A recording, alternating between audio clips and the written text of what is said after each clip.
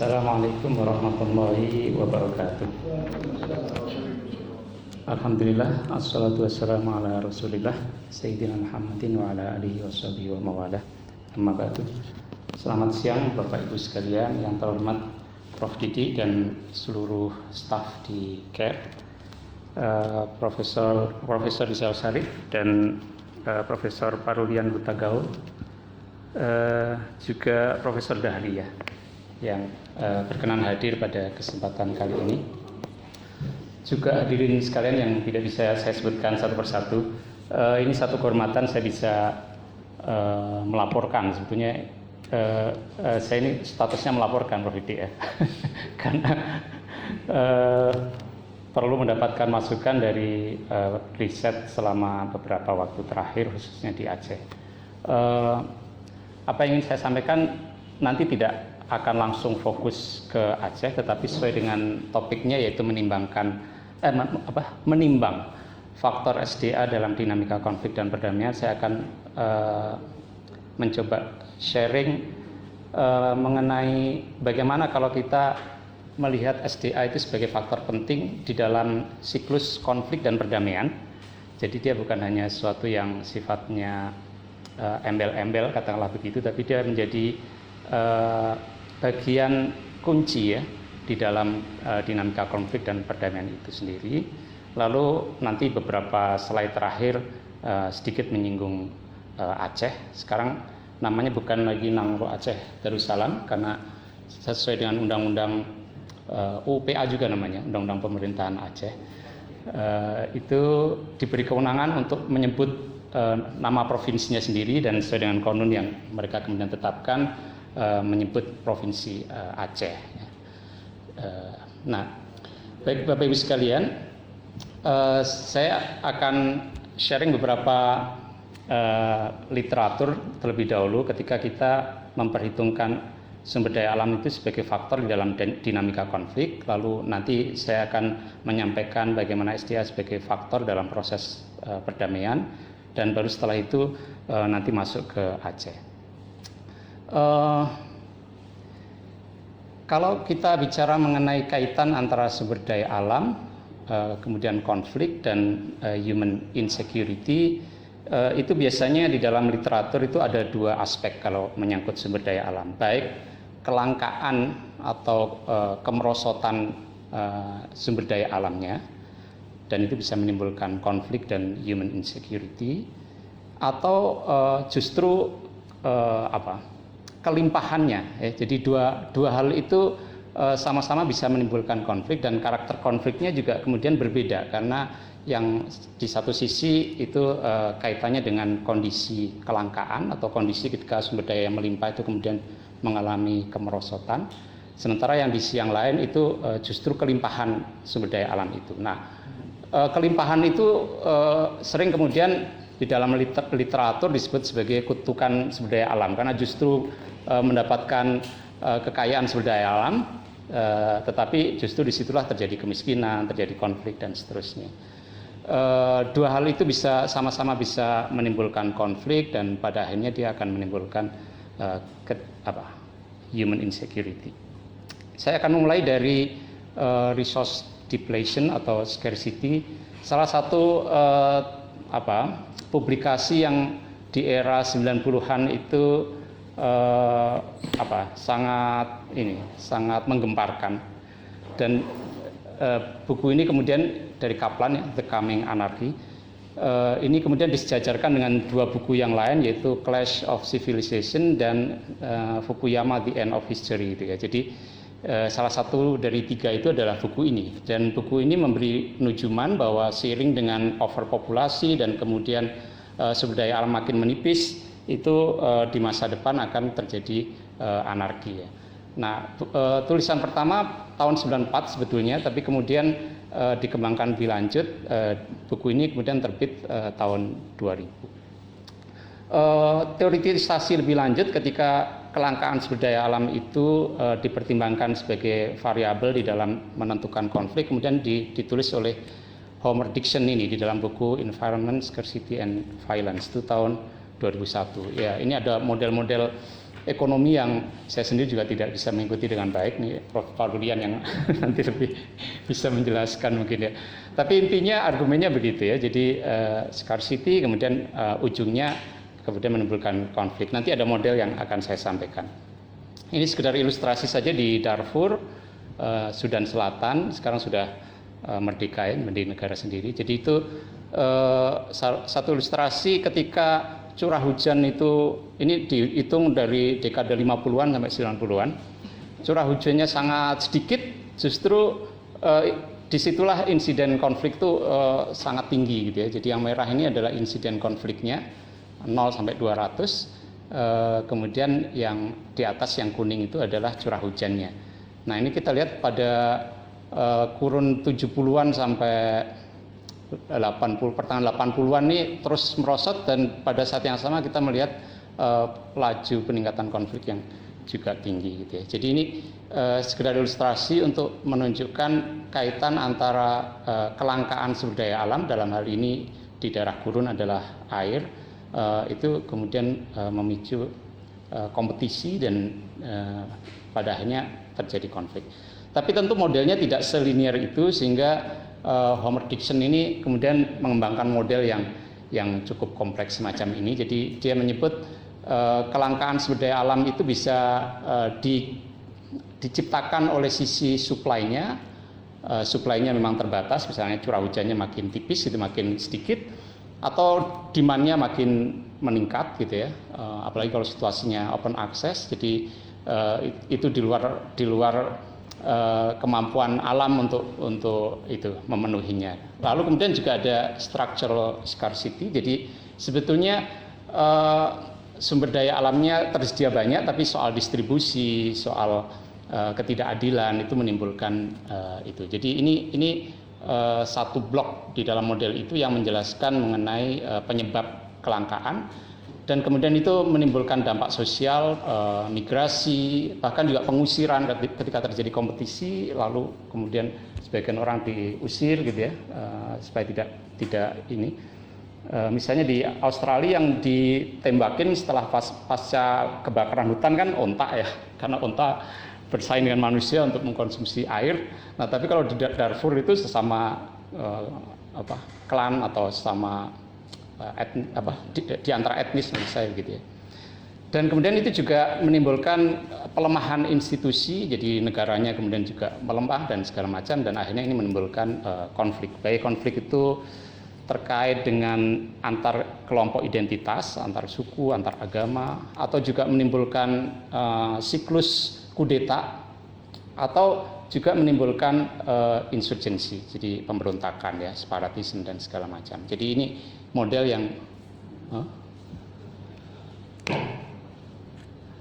yang disampaikan oleh Homer Dixon. Stabil ya? Kenapa nggak stabil intinya kabelnya? Nah, dewasa ini isu scarcity ini juga makin mencuat lagi seiring dengan perubahan iklim, karena dengan adanya perubahan iklim itu ya akan timbul banyak sekali dampak, kekeringan, ya pulau-pulau kecil jadi tenggelam, dan dengan sendirinya akses terhadap tanah, terhadap pemukiman dan segala macam akan timbul masalah di situ. Lalu juga depletion ya, karena misalnya Arab Saudi cadangan minyaknya mungkin tinggal kurang dari setengah abad lagi, kira-kira seperti itu. Jadi itu juga dianggap sebagai faktor resiko. Jadi sumber daya menjadi faktor resiko. Dia bukan menjadi faktor yang memberikan benefit, tetapi dia justru meningkatkan resiko terjadinya konflik. Nah, itu kalau kita mempertimbangkan sumber daya alam dari sisi kelangkaannya ya, kelangkaan. Nah, kalau kita melihat konflik-konflik sumber daya alam di beberapa belahan dunia, itu memang ada sisi kelangkaan ya. Misalnya di Kashmir dan Palestina itu kompetisi soal air. Tapi kalau kita bandingkan, yang lebih banyak itu konflik terkait sumber daya alam itu justru adalah konflik di negara-negara yang melimpah sumber daya alamnya. Jadi seperti Kongo itu ya, mineral, kemudian apa itu, diamond tuh, berlian, gas, minyak dan segala macam. Jadi ini kemudian melahirkan literatur yang lain gitu ya, yang menyatakan bahwa sebetulnya bukan soal kelangkaan yang menimbulkan konflik, atau itu bukanlah satu-satunya yang menonjol, tetapi justru yang menonjol adalah situasi di mana justru sumber daya alam itu melimpah. Nah, itu yang kemudian diistilahkan dengan kutukan sumber daya alam. Ini sekedar ilustrasi saja di Indonesia misalnya, kabupaten-kabupaten penghasil migas, minyak ya dan gas itu justru banyak yang kemiskinannya itu di atas rata-rata angka nasional gitu ya. Jadi ini juga satu hal yang ironis. Daerah-daerah penghasil sumber daya alam yang melimpah, terutama yang ekstraktif ya, tambang, minyak dan gas, itu justru daerah di mana insidensi kemiskinan justru sangat tinggi.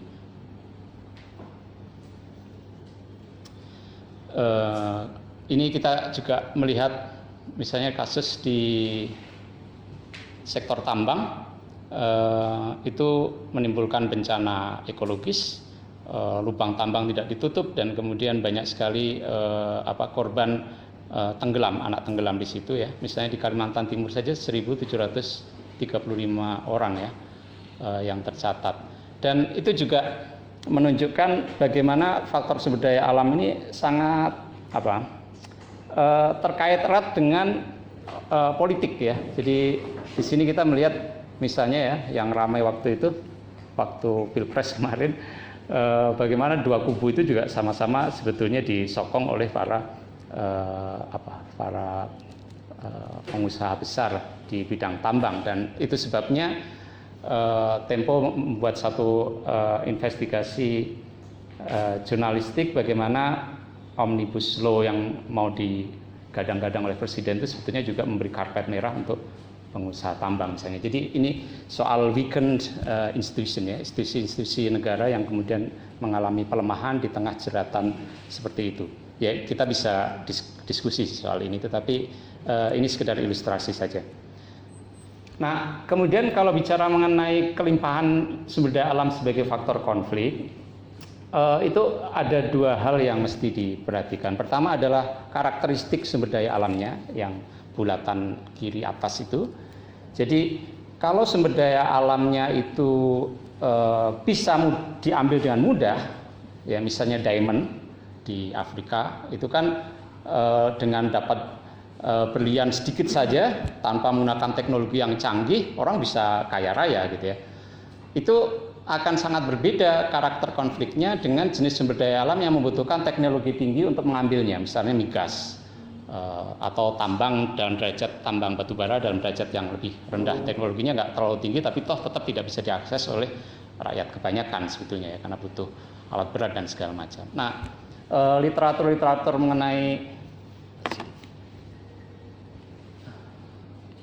mengenai konflik ini kemudian menyatakan bahwa untuk jenis sumber daya alam yang mudah diambil itu kecenderungan konfliknya biasanya horizontal, karena masyarakat bisa mengambilnya dengan mudah dan kemudian di antara mereka bisa berkompetisi untuk itu. Dan di negara-negara Afrika misalnya seperti penghasil berlian di Pantai Gading dan segala macam itu, ini malah kemudian kelompok-kelompok yang terlibat di dalam ekstraksi diamond itu bisa mempersenjatai diri, karena dengan uang yang begitu banyak mereka bisa membeli senjata dari pasar gelap dan ya itu lama sekali konfliknya berdarah-darah. Jadi kemudian dari sisi demand pasar di Eropa dan negara barat lainnya kemudian menciptakan satu sertifikasi ya, supaya memastikan berliannya itu tidak dihasilkan dari wilayah konflik misalnya kayak gitu. Itu satu instrumen untuk mencegah itu juga. Nah, tetapi kalau sumber daya alamnya itu membutuhkan investasi dan teknologi tinggi seperti migas di Aceh, di Papua dan segala macam, itu kecenderungannya konflik vertikal, dan pada derajat tertentu dia kemudian bisa menimbulkan separatisme. Jadi tidak semuanya begitu ya. Misalnya di Kaltim kan juga banyak migas. Tetapi ketika faktor sumber daya alam itu kemudian merge ya, kemudian berresonansi dengan sejarah konflik di Aceh misalnya yang punya sentimen kuat sejak lama terhadap pusat, maka faktor sumber daya alam itu kemudian menambah grievance ya, dan kemudian itu memicu konflik. Kemudian motivasi di dalam konflik itu sendiri juga di dalam berbagai literatur dinyatakan ada dua. Pertama adalah greed theory, jadi teori keserakahan ya. Jadi misalnya di Diamond di Pantai Gading itu ya mereka ngambil itu dijelaskan sebagai faktor keserakahan gitu ya. Tetapi ada juga yang kemudian seperti di Aceh itu faktornya grievance ya, jadi rasa diciderai keadilannya oleh pusat ya, itu menimbulkan satu amarah secara politik ya, jadi alasan politik, alasan ideologis yang kemudian menimbulkan aspirasi untuk melawan gitu ya. Jadi ini kemudian dinamika di dalam siklus ini beda-beda karena tergantung kepada dua hal ini. Tapi di dalam kenyataannya antara greed dengan grievance ini kemudian bisa saling menyatu. Misalnya ketika konflik di Aceh sudah terjadi, maka sumber daya alam yang sifatnya lootable kayak kayu dan segala macam, ganja dan segala macam, itu juga kemudian menimbulkan insentif bagi pelaku-pelaku konflik untuk memperpanjang konflik. Karena dengan konflik itu dia bisa mengambil kayunya, bisa mengambil ganja dan segala macam, bisa memperdagangkan senjata dan segala macam.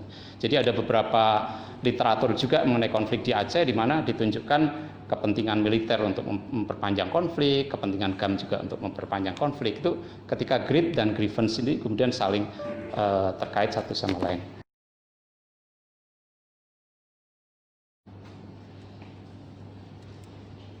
Ya, makasih. Nah ini ketika sudah terjadi siklus, maka antara greed dan grievance itu saling berjalin berkelindan. Ya tadi saya contohkan kasus di Aceh. Nah ini contoh di mana ini Sudan ya, Sudan.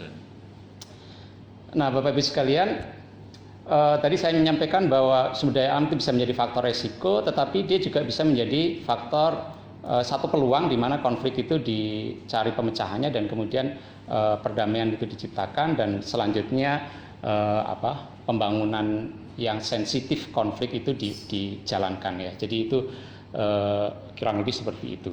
Nah ini kemudian mengantarkan kita pada topik yang kedua, yaitu bagaimana sumber daya alam itu betul-betul dipertimbangkan sebagai faktor kunci di dalam proses perdamaian. Nah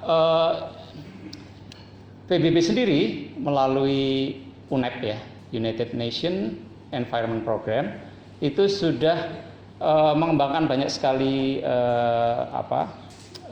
tools ya, satu diskursus pembangunan juga dan segala macam, di mana peran dari sumber daya alam dan lingkungan itu betul-betul dijadikan sebagai fokus perhatian ketika mengupayakan resolusi konflik maupun menciptakan perdamaian, dan bagaimana itu juga kemudian dijadikan faktor penting di dalam operasi-operasi peacekeeping yang dilakukan oleh UN. Jadi itu dua contoh saja, ada beberapa publikasi sebetulnya, sampai kemudian juga tools untuk mediasinya dan segala macam. Itu bisa dilihat di website UNEP ya. Dengan beberapa pihak, UNEP juga kemudian membuat satu studi yang sangat ekstensif ya, melibatkan banyak sekali lembaga, dan kemudian lahirlah satu seri publikasi, ada 6 buku. Bukunya terdiri dari beberapa tulisan, di mana sumber daya alam itu kemudian betul-betul diperhatikan. Misalnya, dan mereka membedakan ya, ada jenis sumber daya alam dengan nilai tinggi, yaitu biasanya mineral dan migas.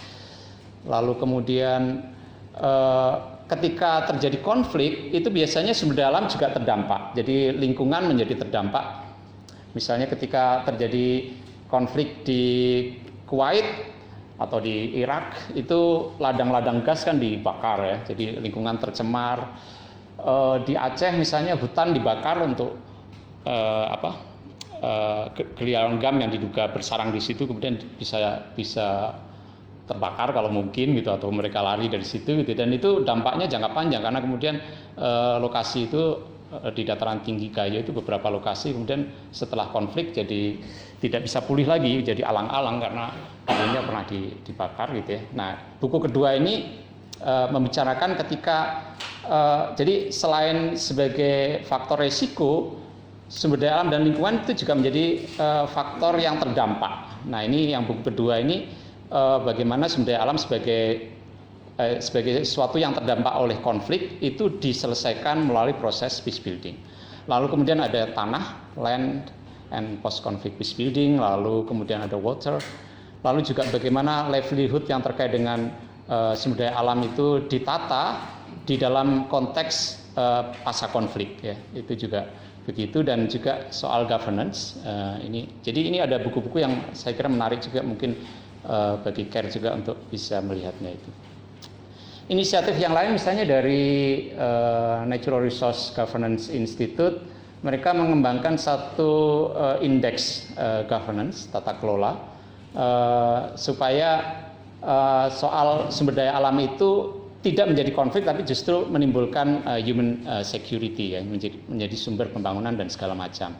Nah, itu terdiri dari 3 komponen, realisasi nilai dari sumber daya alamnya itu sendiri, kemudian soal pengelolaan revenue pendapatannya, dan juga lingkungan yang mendukung governance itu. Misalnya bagaimana lisensinya itu transparan, akuntabel, dikonsultasikan kepada masyarakat lokal, free, prior, informed consent misalnya. Jadi soal-soal itu mesti diperhatikan. Kalau tidak pasti akan terjadi konflik. Misalnya pemberian HGU atau konsesi tambang tidak transparan, tepatnya di mana, pasti tumpang tindih, pasti akan terjadi konflik. Lalu juga taxation, pajaknya seperti apa, dampak lokalnya, dan juga misalnya bagaimana kerjasama dengan BUMN atau BUMD. Yang berikutnya adalah manajemen revenue yang diperoleh dari sumber daya alam.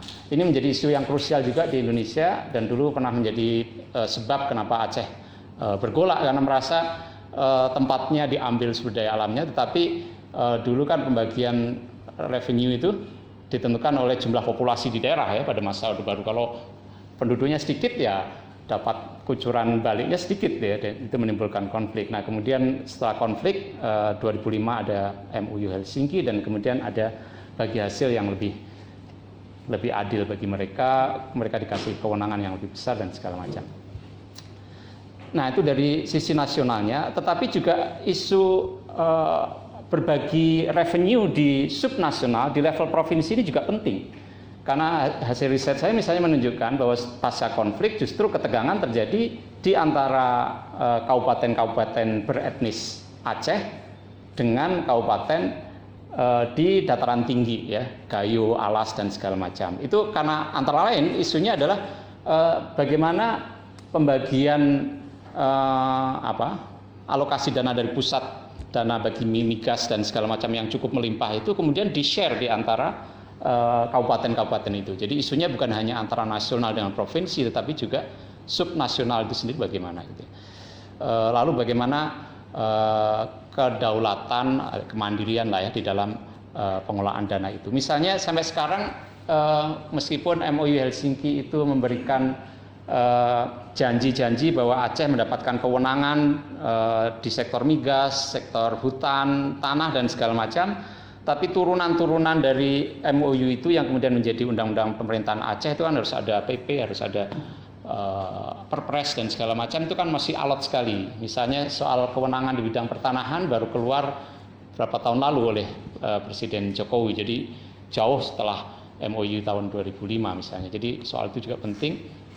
Lalu lingkungan yang mendukung ini soal keterbukaan data, stabilitas politik dan seterusnya ya, rule of law, control of corruption, kualitas dari regulasi dan segala macam. Jadi ini menjadi penting kalau konflik tidak ingin terjadi dan justru sumber daya alam itu tidak menjadi kutukan, tetapi dia justru memberikan manfaat. Jadi ini beberapa inisiatif mulai dari UN dan juga dari ini. Jadi lembaga ini kemudian mengeluarkan indeks, jadi dan indeksnya biasanya dia dia spesifikkan ke jenis SDA-nya. Jadi indeks terkait oil, indeks terkait industri ekstraktif tambang dan segala macam itu. Mereka bikin skor itu ya kayak indeks persepsi korupsi dan segala macam itu ya, bisa naik bisa turun dan segala macam. Saya kira instrumen ini juga cukup membantu. Nah, saya ingin sekilas saja masuk ke Aceh ya, dengan mengambil inspirasi dari beberapa literatur tadi. Nah, ini yang kemudian saya coba lihat ya. Jadi sumber daya alam di Aceh itu bisa menjadi faktor risiko, dia menjadi pemicu konflik. Dia bisa membiayai dan melanggengkan konflik. Jadi karena ada sumber daya alam itu, konflik menjadi susah selesai karena semua orang berkepentingan dengan konflik itu, dia bisa menjadi kaya gitu misalnya ya. Misalnya ada anekdot kalau tentara ke Aceh bawa M16, pulangnya bawa 16M. Jadi itu anekdot ya. Tapi kurang lebih begitulah. Ada tulisan sarjana Australia yang menulis itu ya. Hal yang sama juga terjadi di kombatannya. Kombatannya juga tidak semuanya, terutama rekrutmen kombatan yang belakangan ya, setelah Soeharto jatuh itu kan rekrutmennya tidak lagi ideologis sebetulnya. Jadi mereka juga banyak yang kemudian motivasinya greed bukan grievance ya. Di sisi yang lain juga terjadinya konflik itu menjadi dampak, menimbulkan dampak pada sumber daya alam, kerusakan lingkungan dan ekosistem, tekanan besar atas daya dukung alam di lokasi pengungsian, karena salah satu strategi counter insurgency kan desa-desa yang berbatasan dengan hutan yang dianggap memberi suplai logistik kepada GAM, baik sukarela maupun dipaksa, itu kan kemudian dipindah, semuanya dipindah. Dan tentu saja itu menimbulkan macam-macam ya. Struktur demografi berubah, terjadi pengungsian, banyak korban meninggal, penerima diat itu mungkin sekitar 30.000 ya. Jadi itu korban yang meninggal di luar yang tsunami ya. Land tenure juga pasti akan ini gitu ya, dan kehancuran properti dan lahan pertanian yang ditinggalkan, kebun kopi terlantar jadi hutan dan segala macam. Tetapi selain itu sumber daya alam juga bisa menjadi peluang supaya konflik itu bisa diselesaikan. Jadi bagaimana kesepakatan damai itu bisa menjawab masalah agraria dan sumber daya alam, misalnya ketimpangan bagi hasil, kewenangan Aceh di dalam soal pertanahan dan perkebunan dan kehutanan misalnya. Kalau itu bisa diadres dan memang kemudian diadres di dalam perundingan damai, maka konflik bisa diselesaikan. Tetapi itu pun setelah melalui proses yang lama, karena proses peacemaking di Aceh itu kan sudah terjadi sejak era Gus Dur ya, dan kemudian di masa Megawati kolaps dan dilanjutkan oleh SBY dan JK. Dan hanya ketika isu agraria dan sumber daya alam ini betul-betul diadres di dalam MOU, selain soal kewenangan di bidang politik, maka konflik kemudian baru bisa diselesaikan. Semua pihak kemudian sepakat untuk berdamai. Nah itu, jadi siklusnya seperti itu. Tetapi lagi-lagi setelah terjadi peluang, ini juga bisa berputar lagi menjadi faktor resiko. Jadi bagaimana post conflict development itu ditangani. Kalau peace dividennya tidak terbagi merata, kalau di antara kombatan merasa ada yang dapat dan tidak, ya tentu akan terjadi konflik. Dan memang itulah yang terjadi ya. Pilkada itu menjadi momen di mana siklus konflik kemudian terlokalisir. Kalau dulu antara Aceh dengan Indonesia, sekarang terlokalisir di Aceh, dan itu selalu mengambil momentum di masa pilkada. Jadi antara kombatan saling tembak-tembakan, ada isu mengenai bendera Aceh, mengenai lagu Aceh gitu ya, himne Aceh mengenai dan segala macam itu yang kemudian juga menimbulkan konflik antara yang masyarakat yang berbahasa Aceh dengan etnik yang tidak berbahasa Aceh karena lagunya pakai bahasa Aceh dan segala macam kayak gitu. Jadi meskipun dia awalnya menjadi peluang, ketika peace dividennya nggak merata, itu juga kemudian menimbulkan konflik. Jadi ini kerangka yang kemudian saya pakai, dan itu bisa dibaca di buku itu. Ada 2 bab di buku ini yang khusus membahas Aceh di samping buku bahasan yang lain, bisa diunduh gratis. Nah ini jadi kalau kita melihat sumber daya alam sebagai faktor resiko, ternyata memang Aceh itu satu kasus perang sumber daya alam di antara banyak negara lain ya. Jadi Ini. Jadi Aceh di sini 75 sampai 2000, ini sebetulnya 2005 ya. UNEP-nya salah nulis karena saya crop saja, jadi saya nggak sempat perbaiki. Karena MOU-nya disepakati pada tanggal 15 Agustus 2005. Nah, jadi kalau kita memperhitungkan sumber daya alam ini sebagai faktor risiko, ternyata ini bukanlah sesuatu yang hanya bisa dipahami dalam masa Orde Baru saja. Kalau kita lihat sejarahnya, sumber daya alam sebagai faktor risiko itu punya siklus yang bahkan bisa dilacak pada masa Perang Sabil ketika Aceh melawan Belanda dan kemudian Belanda mengkooptasi Ule Balang, dan kemudian Ule Balang itu dulunya tidak pernah menjadi kelas feodal, tetapi justru di masa indirect rule oleh Belanda itu mereka dijadikan sebagai kaum feodal. Dulu mereka nggak menguasai tanah, mereka kelas pedagang sebetulnya, tapi sejak itu justru mereka menjadi tuan-tuan tanah misalnya. Dan karena itu ketika revolusi sosial terjadi 45-46, Hulu Balang ini sama sekali dihabisi ya. Banyak yang meninggal, harta bendanya dirampas, kekuasaannya diambil alih oleh Pusa, ya seperti itu. Jadi yang menarik di revolusi sosial di Aceh itu adalah aspirasi kemerdekaan di Aceh itu sangat kental dengan aspirasi agraria. Itu berbeda dengan beberapa tempat lain. Di Meksiko itu sangat kental, tetapi di Indonesia secara umum meskipun penjajahan agrarianya cukup masif ya oleh Belanda, tetapi aspirasi agraria, perjuangan petani itu dengan revolusi sosial itu betul-betul klop gitu ya, nyekrup gitu di Aceh itu ya. Itu tidak lepas dari sejarah ketika tanah-tanah rakyat itu dirampas oleh kaum Ule Balang dulunya ya, dengan berbagai mekanisme ya. Itu panjang ceritanya dan seterusnya ya. Jadi kalau bicara ini juga terlalu panjang saya. Tapi ini saya hanya ingin menunjukkan bahwa siklus ini terjadi karena lagi-lagi faktor sumber daya alam itu tidak pernah ditangani di dalam beberapa periode peacemaking, dan juga ketika terjadi post conflict development itu faktor sumber daya alam itu bisa tidak ditangani dengan baik sehingga dia bisa menimbulkan lagi konflik ya. Bahkan setelah 2005 kita damai dengan Aceh, di internal Aceh sendiri terjadi kasus Din Minimi ya, kalau Anda mengikuti itu terjadi gitu ya. Dan Din Minimi ini persis mengulang kasus Said Ali Assegaf ya. Jadi ini adalah kelompok yang republikan juga yang terlibat di dalam revolusi sosial untuk menggulingkan kaum Ule Balang, tetapi kemudian timbul ketidakpuasan di antara kaum republikan ini sehingga ini melakukan gerakan mau mengkup kepemimpinan di Aceh waktu itu. Dan ini terulang lagi sebetulnya. Jadi ada siklus yang kalau kita nggak hati-hati bisa terjadi itu. Dan ini hanya bisa kita kenali, kita deteksi kalau kita betul-betul sensitif terhadap isu sumber daya alamnya. Nah itu kalau kita melihat sumber daya alam sebagai faktor risiko di Aceh.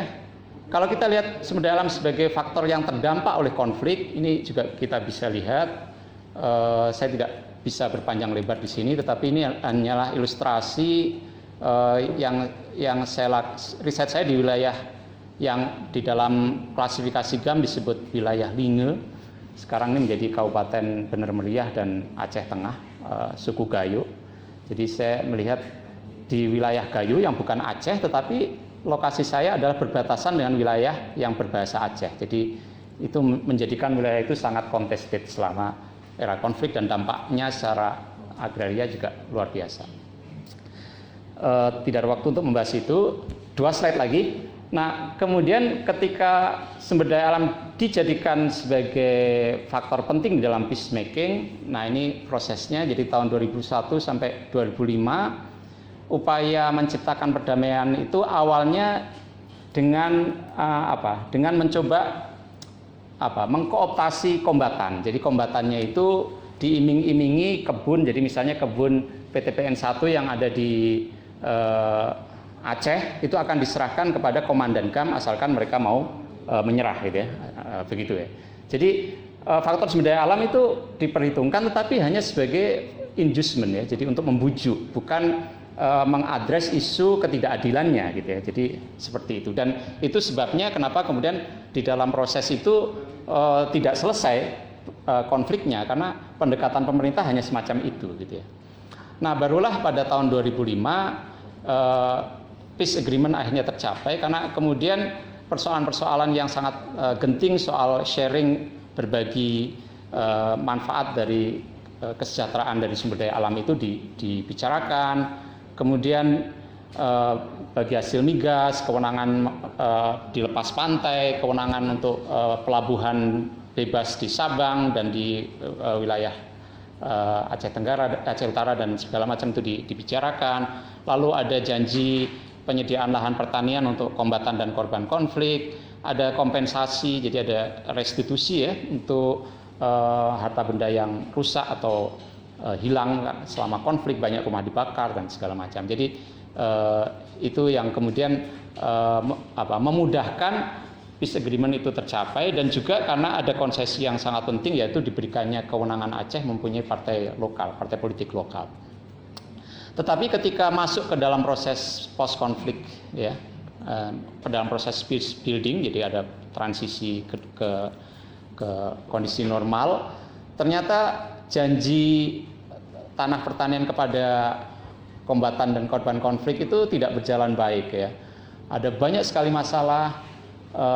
Pemerintah Aceh menggunakan dana bagi hasil migas itu untuk membangun kebun sawit yang arahnya digunakan untuk kombatan dan korban konflik, tetapi ada korupsi, bibitnya palsu, lahan-lahan yang diambil tidak mengindahkan penguasaan sebelum konflik karena orang yang punya mengungsi gitu ya, tapi kemudian lahannya dibuldoser dan kemudian dibangun sawit, yang punya datang kemudian ini banyak masalah. Saya bisa cerita panjang kalau masuk ke kasus saya itu karena saya mengkaji soal sawit. Nah, di sisi yang lain di dataran tinggi Gayo dengan menggunakan dana pusat, kalau tadi kan dana provinsi, dana bagi hasil migas digunakan untuk sawit. Di sisi yang lain, bupati di dataran tinggi Gayo, salah satu bupatinya ini dulu anti GAM, dia punya pasukan juga sebetulnya, untuk menyebutnya pasukan untuk bela diri ya sebetulnya, tetapi oleh GAM dianggap sebagai milisi, ya ini bisa diperdebatkan. Nah, bupati ini menggunakan dana pusat untuk membangun tebu, jadi gubernurnya sawit, bupatinya tebu, dan tebunya ini juga sama, janjinya untuk korban konflik dan segala macam. Jadi ada kontestasi program, kontestasi lahan, ada korupsi juga di situ, dan ya itu kemudian di dalam proses peace building ini sumber daya alam kembali menjadi faktor resiko, yang awalnya menjadi opportunity kemudian menjadi faktor resiko. Nah, inilah yang kemudian situasi post conflict development-nya menjadi sangat rumit di dalam periode waktu itu ya. Nah, apa yang bisa kita ambil pelajaran ini yang terakhir? Ketimpangan agraria dan ketimpangan di dalam alokasi hasil sumber daya alam itu bisa memfasilitasi konflik yang dengan kekerasan, bahkan juga perang. Itu berarti sumber daya alam sebagai faktor resiko.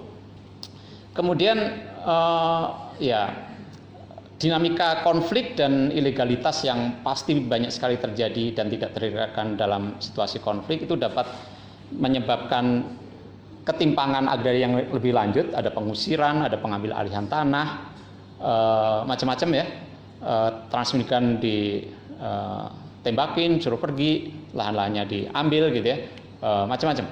Orang Aceh, orang dari etnis Aceh yang sudah turun-temurun berdomisili di Gayo, berarti mereka pendatang awalnya gitu ya, pada masa konflik juga diusir kembali ke pesisir gitu ya. Jadi bukan hanya orang Jawa sebetulnya yang diusir dari Aceh, tetapi di dataran tinggi Gayo ribuan orang Aceh juga yang terusir gitu ya.